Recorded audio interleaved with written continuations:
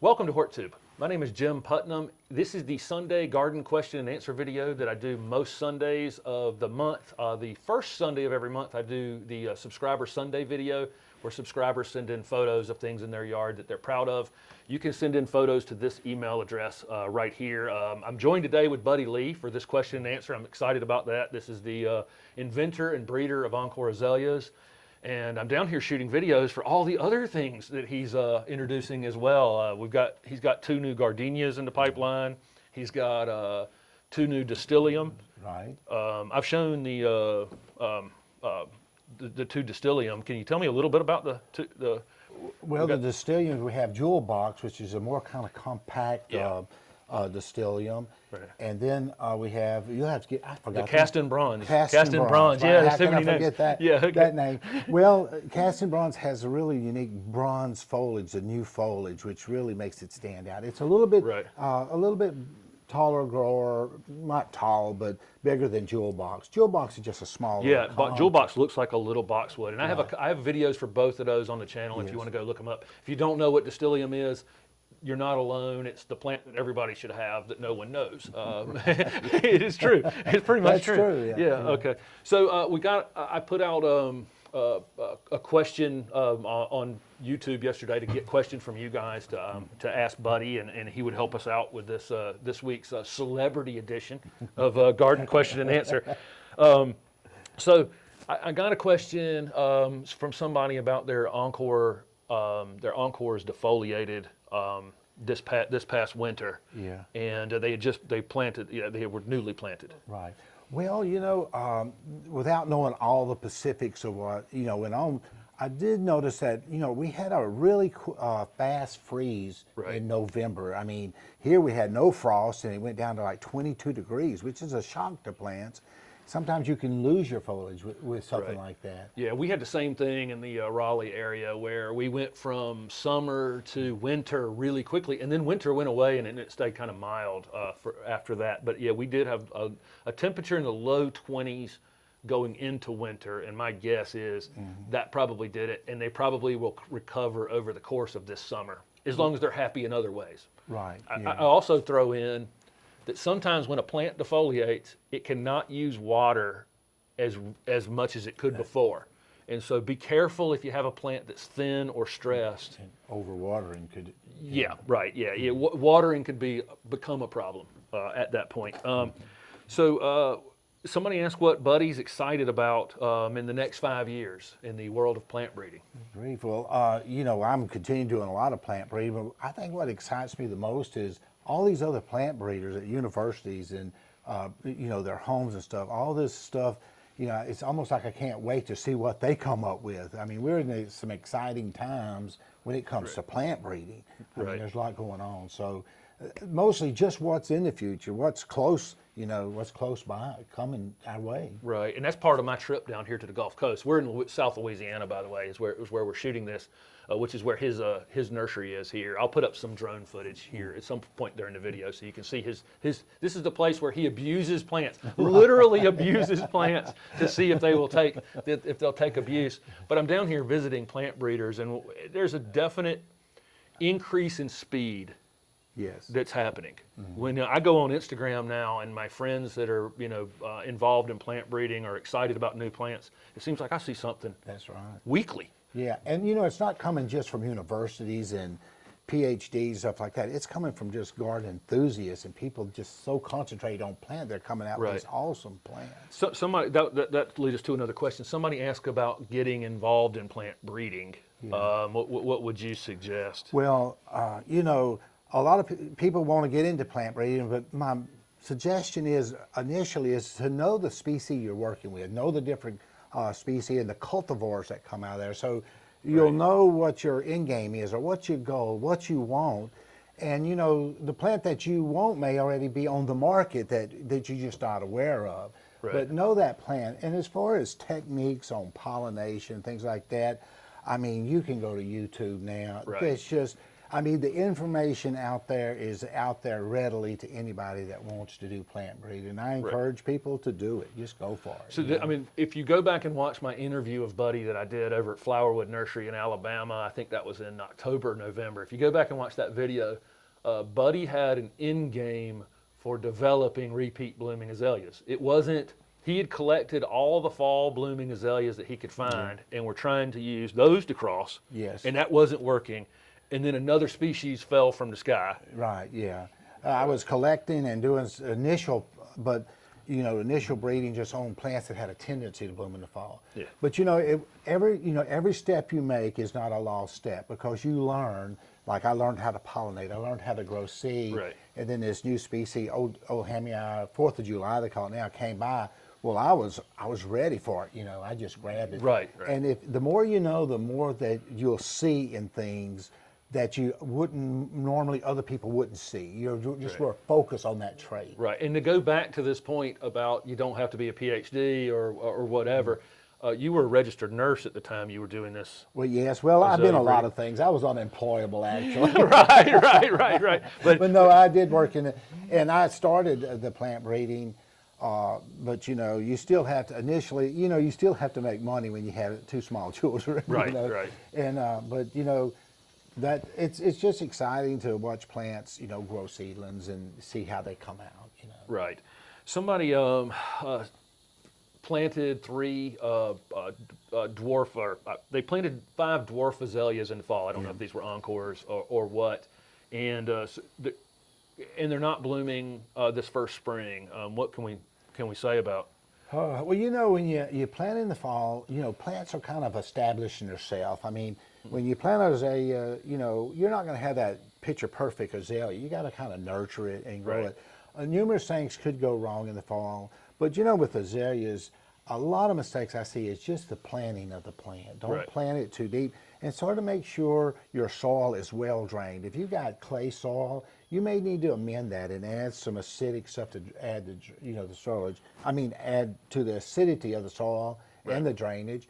But don't plant them too deep. A lot of people, I like a couple inches above the line. Right. But over time when you dig a hole, you do get plants subside. They sink. They sink, and this is something that I probably should have said on the channel many times.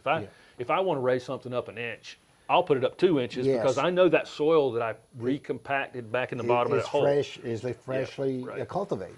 Right, it's going to sink a little. If you came to my yard in Raleigh, North Carolina, and looked at my azaleas or anything, you can actually see the top of the root ball. I planted them, 2 inches up.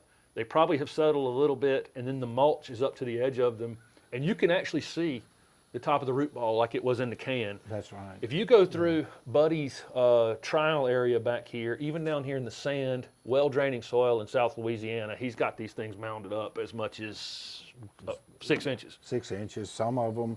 Yeah. And it's really crucial for azaleas. They got a fibrous root system, and they are really shallow growers. And so you don't want to plant it deep. You don't want to stack a lot of mulch around it either, because that kind of turns to that pushes the roots further down. Right. And mulch them with like pine bark or something like that. That's acidic. That helps them. Right. Yeah. Pine straw is a good, and he's got a pine forest here that all his are being done with. So somebody asked about, are you doing work on having Zone 5 Encore azaleas? Yes. Well, a lot of my breeding work, I work with a lot of cold hardy genetics, even from the beginning. Zone 5 is a tough area. You do have a shorter growing zone, so it doesn't give the plants enough to generate a lot of the plant, foliage to set new buds. However, I'm working on it, and Puccinensis and all the super cold hardy plants. There's a lot of that genetics already in Encore azaleas, but I'm pushing it. I'm pushing and looking for them. Yes.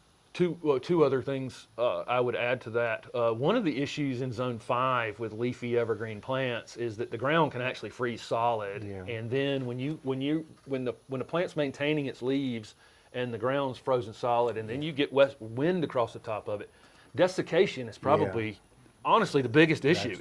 That's right. Yeah, I feel like the leaves would probably tolerate the cold if they could have water. if they could have water. Right. Yeah. And some of the evaluations that we've did in Zone 5, we have plants that have survived. Some winters they completely defoliate like just the regular azaleas up there. Right, There's gotcha. and a lot of them have come back and thrive. Sometimes you'll get bloom bud damage Right. at those cold temperatures. And every winter is very, different. You get a good bit of snow cover, they're protected, He has introduced two native azaleas that are in the Southern Living Plant Collection Yes. line, Solar Glow and Solar Flare. Those are deciduous native azaleas, and I had those two planted at my other house. I haven't put them at the new place yet. And they're fairly cold hardy, and they have a lot of heat tolerance also. Right. Okay, somebody planted some mullygrass, like 50 Mullenbergia capillaris is the Latin name for mullygrass. It's a little grass that's blue foliage during the summer, gets a pinkish plume or white plume in the fall. And in the comment, they said something about watering. They have been watering them a lot, and their moisture meter said it was wet or slightly wet.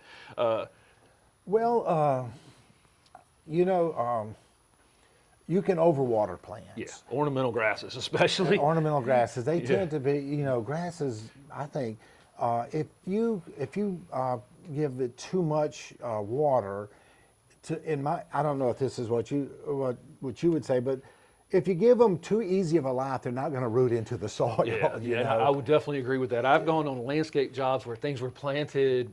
People been in the house 6-8 years, and I dig up plants and the root ball's still intact. Right. Yeah. Like it just had the greatest life ever. Never had to root out. If that person had ever turned the irrigation off, those plants were doomed. Yeah.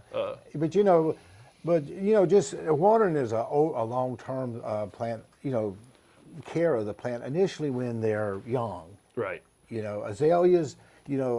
Sometimes people buy azaleas, and a key thing is to make sure when you plant it, you don't plant an azalea with a dry socket. Right. Make sure that's wet, because if you plant it dry, it's a lot of times it's hard to resaturate it. Right. Water them a couple times, and then the one thing I'll touch on, and this will probably cover a couple questions that we got, was number one, this planting it in the fall and then expecting it in the spring to be the perfect plant. That typically, there's going to be some transplant shock that happens, and some. Yes, and and planting it in the. I mean, it's establishing itself, and there's some stresses with that. Right. Some plants, sometimes they'll just take off and they're gorgeous, but there can be some shock and different things. One great thing about planting them in the fall, I don't want to be negative, is that a lot of times especially in the south, the lower south, those roots will go ahead and root into the soil. Yeah, all the way up to where I am. And see, that gives you a jump when spring comes. Then your plant's already kind of established in the ground, and then they just they tend to take off a lot faster. Yeah, it is definitely the best time to plant. And then but you can't calculate that you get a 22-degree night thrown in That's there too. right. Those kinds of things you can be thrown curveballs for sure. I get a lot of questions about interior thinning on the plant or new growth being off color. And, my experience with, if you're getting thinning on the interior of the plant, off coloration on the interior of the plant, usually that means it was dry at some point. But I say that with caution because usually that dryness occurred a few weeks ago. That's right. So I'm real cautious. Go check them. If you're getting interior thinning or fall coloration in the interior of the plant, I would say underwatering. If you're getting yellowing in the new growth, you probably are overdoing it. You're probably loving it to death. That's right. And some symptoms show up didn't happen just a week ago or the day before. Right. Like if you have a potential for freeze damage, that may not show up till later this summer. Yeah. And so you got to take everything factors into. Somebody asked when would you? They have a limelight hydrangea one, and they're in zone 9, so probably in Florida or something somewhere, or along the Gulf Coast here. When would you move a hydrangea paniculata? Well, the best time to move most plants is when they're dormant. Right. But if you want to move it, I mean, they move nursery plants all the time. Yeah, right. So some people like to cut them back cut the top off from, or Yeah. how much, about half of it, or what is Yeah. your suggestion? It's just the same, because I have a video on my channel about transplanting and planting in the summertime. It's my #1 tip, and it's the only tip I have, is cut the thing. Right. The water usage from that plant is in the newest growth on top of the plant. That's right. Get rid of that new growth. If it were me, I'd move to limelight tomorrow and not stress about it. It'll come back quickly. If it's and that's any hydrangea paniculata. Other types of hydrangeas, I'm not saying this. That's right. Just hydrangea paniculata specifically. If you're worried about it, do it in the fall. Right. Okay. And just take care of it. Make sure it doesn't Right. dry out and things like that. Somebody said they got some Encore azaleas planted up against the house with the power washing chemicals potentially. Yeah, well, I mean, those chemicals could be, could hurt azaleas and hurt a lot of other things. If you could just do that power washing with pure water, or just as minimum of the chemical as possible, is Right. what I would suggest.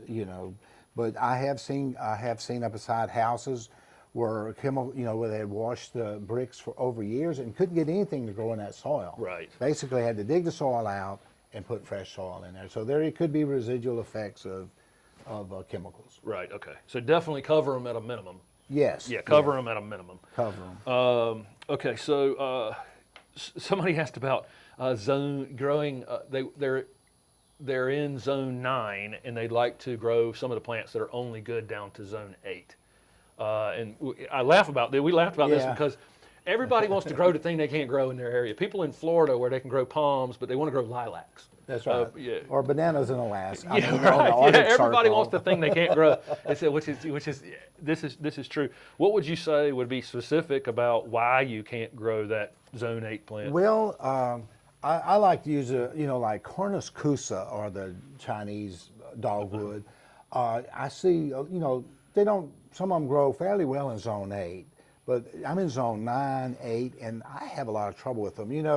The night temperatures and stuff, the heat effect on them can be detrimental to them. But Right. now in some zone 9s, like California stuff, those plants may do well because their Yeah. nights are cooler. Every zone seems Right. to have a little different Yeah. nuance there. And that's part of the answer is that zone 9 California versus zone 9 Fairhope, Alabama are two completely different That's places. That lack of humidity will allow you to grow some conifers in California that we can't That's in the true, humidity here. And our night temperatures sometimes stay in the high 90s, Right, high 80s. right. And that you know. low humidity allows the nights to cool. Right, yes.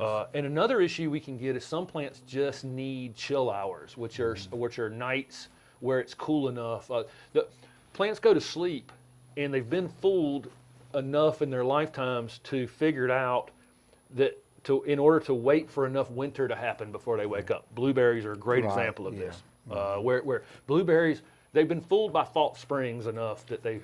That's true. They get too early of a bloom, then you get a frost, and or things like that. Right, and so those plants actually need winter, Right. or they just won't wake back up, or they'll wake back up less vigorous. I see That- plants that'll get smaller over time if they're not getting the chill Yes. hours that they require. Yes. that's- Okay, so I think we covered quite a few topics. Thanks for participating in this, guys. I'm going to do more of these where if I'm with somebody that can answer some of your questions that maybe I can't, and of course it's just fun for me to have someone here helping out. So. Well, thank you, Jim, for inviting me. I enjoyed it. Okay. All right.